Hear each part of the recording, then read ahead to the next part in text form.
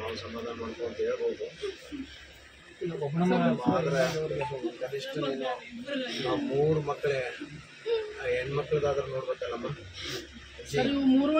ನೀನು ಎಲ್ಲ ಜಗತ್ತೆಲ್ಲ ನೋಡಿ ನೀನು ಈಗ ನೀನು ಮಗಳಿಗೆ ಧೈರ್ಯ ತುಂಬಬೇಕು. ನಾನು ಹೇಳೋದು ಕೇಳಿಲ್ಲಿ ಅಜ್ಜಿ, ಎಲ್ಲ ಜಗತ್ತೆಲ್ಲ ನೋಡಿ ನೀನು ಈಗ ಮಗಳಿಗೆ ಧೈರ್ಯ ಕೊಡ್ಬೇಕು. ಎಲ್ಲ ಜಗತ್ತೆಲ್ಲ ನೋಡಿ ನನಗೆ ಯಾರು ಇಲ್ರಿ, ತಂದಿ ತಾಯಿ ಅಣ್ಣ ಹರಿಯದ ಅಣ್ಣನ ಆಕ್ಸಿಡೆಂಟ್ ಆಗಿ ಬರ್ತಾರೆ. ಯಾರು ಇಲ್ರಿ ನನಗೆ, ಇವ್ರ ತಂದಿ ಇವ್ರ ತಾಯಿ ರೀ ಎಲ್ಲ. ನನಗೆ ನನ್ನ ಮಗ ಅದ, ನಾಳೆ ನನ್ನ ನೋಡ್ದಾನ, ನನಗನ್ನೋ ಧೈರ್ಯ ಭಾಳ ತಿನ್ಸದ. ನನ್ನ ಮಗನ ಕಳ್ಕೊಂಡು ನನಗೆ ಏನ್ ಮಾತಾಡ್ಬೇಕು ಅನ್ನೋದು ತಿಳಿಲ್ಲ ಅಂದಂಗ ಆಗ್ಬಿಟ್ಟಿತ್ರಿ. ಹೆಣ್ಮಕ್ಳೊಳಗನ ನೋಡ್ಬೇಕು ನಿನ್ ಮಗನ, ಅದನ್ನೇ ನೋಡ್ಬೇಕಮ್ಮ. ತಾನೇ ಯಾರಿಗೆ ಬರೋದು ಬೇಡ್ರಿ, ಯಾರಿಗೂ ಆಗುದು ಬೇಡ್ರಿ.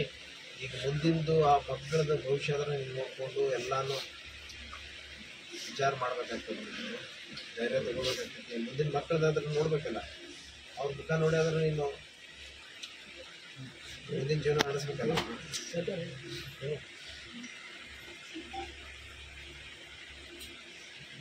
ಧೈರ್ಯ ಹೇಳ್ಬೇಕಲ್ಲ, ಏನ್ ಮಾಡಕ್ಕಾಗ್ತದೆ ಹೇಳಿ. ಎಲ್ಲ